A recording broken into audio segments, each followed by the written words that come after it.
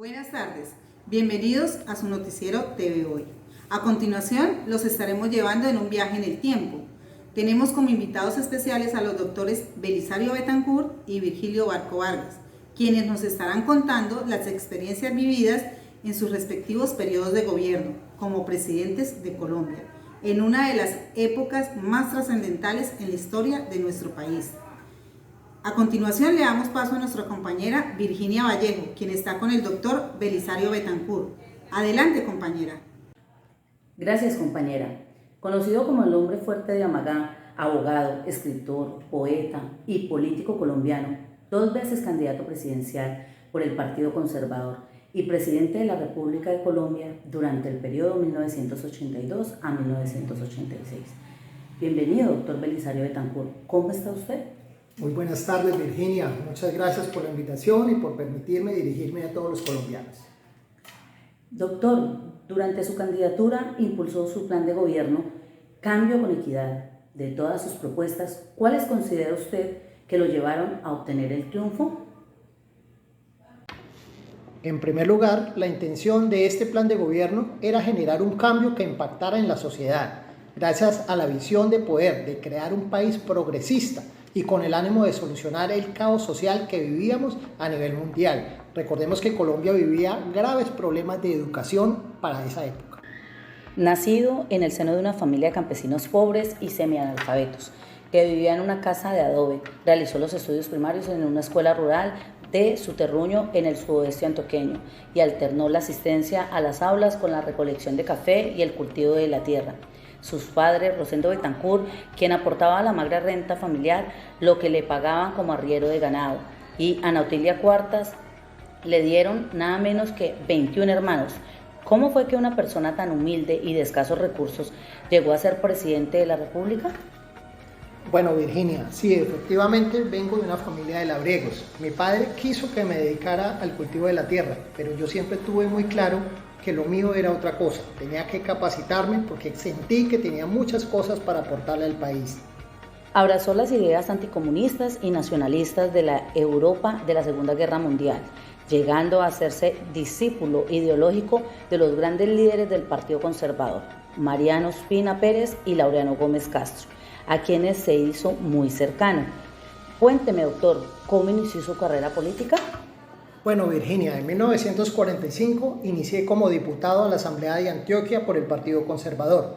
6 años después, en 1951, llegué a la Cámara de Representantes por mi departamento. Ya el 20 de julio de 1953 como representante, pero ahora por Bogotá. Inicié, admiré y compartí los ideales de ultraderecha, pero me destaqué como congresista de corte progresista gracias a mis propuestas a las reformas agrarias. Como presidente de Colombia, intentó 2 procesos de paz con las guerrillas de las FARC-EP y el M-19. Cuéntenos, doctor, ¿cómo le fue con estos 2 procesos? ¿Se lograron los objetivos?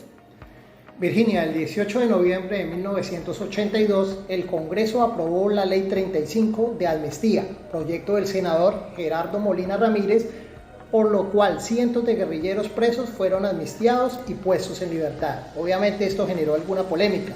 Se iniciaron también diálogos exploratorios con las FARC, las ADO y el M-19. En aquel entonces su líder máximo era Jaime Bate Mancayón, quien después falleció en un accidente aéreo en Panamá. Con el M-19 y el EPL, las conversaciones exploratorias avanzaron con muchos tropiezos, a causa de las continuas operaciones militares y enfrentamientos en el sur. El Ejército Nacional respondió con una fuerte ofensiva sobre varias regiones y se continuó la campaña de guerra sucia contra los guerrilleros amnistiados, líderes de izquierda con asesinatos selectivos y desapariciones forzadas. Lamentablemente, pese a todos estos esfuerzos, Virginia, tal vez por inmadurez de ellos y tal vez por arrogancia mía, no se cumplieron los objetivos deseados. Veo, doctor, lamentable esta situación, pero cuéntenos, ¿cuál cree usted que fue el impacto de esta ley en la población colombiana? Pues Virginia, lastimosamente no fue el que creíamos, porque mientras el gobierno hizo grandes esfuerzos por consolidar la paz, los grupos guerrilleros siguieron delinquiendo, poniendo en duda todas las negociaciones planteadas. Por otro lado, sabemos que usted hizo una reforma del Ejército Nacional. Cuéntenos en qué consistió esta reorganización. Bueno, Virginia, hay que recordarle al país que venimos de tratar los conflictos internos con mano dura, con régimen militar. Entonces nos vimos obligados a reorganizar el Ejército Nacional en 4 divisiones en 1983. La primera división inicialmente tenía a su cargo la costa Caribe y Antioquia. La segunda división, los 2 Santanderes y el Magdalena Medio. Tercera división, la región Pacífica y el Valle del Cauca. Y la cuarta división, la región Orinoquía y Amazonas. Como te puedes dar cuenta, la idea era focalizar los puntos que tenían y representaban más violencia en nuestro país y reorganizar el Ejército Nacional, con más presencia en nuestro territorio. Excelente estrategia, doctor Betancourt. Por otro lado, en su gobierno fuimos testigos de varios sucesos que marcaron nuestra historia. Uno de los más sonados fue la toma del Palacio de Justicia. Cuéntenos, ¿cómo enfrentó esta crisis? Bueno, Virginia, el 6 de noviembre de 1985, el M-19, en un hecho lamentable y reprochable, realiza la toma del Palacio de Justicia en Bogotá con el argumento de hacer un juicio político por los incumplimientos en los acuerdos de paz. Allí se tomaron como rehenes cerca de 300 personas, entre ellas magistrados de la Corte Suprema de Justicia y del Consejo de Estado. La rápida acción de la retoma del Palacio por la fuerza pública durante 28 horas trajo como consecuencia 94 muertos, entre ellos 11 magistrados de la Corte, docenas de heridos y 11 desaparecidos en circunstancias sin esclarecer. Cabe resaltar que a hoy nos duele todavía ese hecho tan lamentable para la historia de nuestro país. Otro suceso que se encuentra en la memoria de nuestro país fue la guerra contra el narcoterrorismo y los extraditables, este flagelo que tanto aterrorizó a nuestro país en aquella época. Doctor, comparta con nosotros algunas de las de su gobierno para sobrellevar esta situación. Virginia, hay que contextualizar cuál era la situación del país en el momento. El nacimiento del Movimiento Latinoamericano Nacional y la participación de Carlos Leder y Pablo Escobar, quien ocupó un puesto en la Cámara de Representantes por el Nuevo Liberalismo, movimiento dirigido en su momento por Luis Carlos Galán y Rodrigo Lara, fue el origen de una época de guerra narcoterrorista, que se agudizó con el nombramiento de Rodrigo Lara Bonilla como ministro de Justicia.